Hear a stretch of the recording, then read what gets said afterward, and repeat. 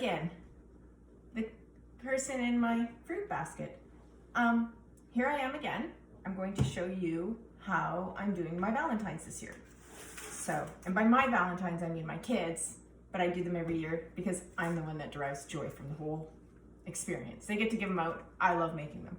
So every year we give out a plant, and we start out with these little peat pucks that are really tiny and light, and there's about 100 in this bag here. They're 10 cents each, so they're super cheap. And then you put them in a tray. So I've got 30 per tray, so there's a couple extra for each of my kids' class.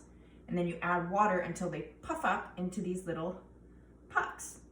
Then, once they're puffed up, there's a little hole in the middle that it makes. You drop a seed in, give it a little squish, like this.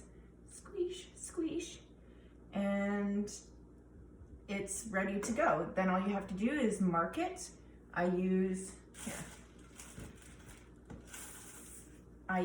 one of these markers, or you can use whatever you want. A lot of people make their own. You can make them out of old milk jugs. Anything will do. Old duotangs. Pop it in there. And then we're doing peas to give away, so I made a little sign that says, "Give peas a chance." And it's also given us a really great opportunity for me to teach my kids about Yoko Ono and John Lennon's art, and their works together, and just check out her story, which is great. I always like to include things that make them want to go play video games in everything I do.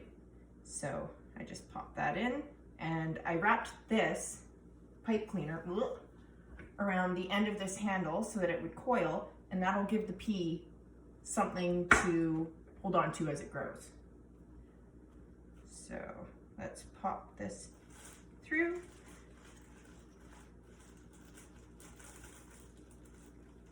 And that's it. That's our Anakin. That's our Valentine this year. Give peas a chance.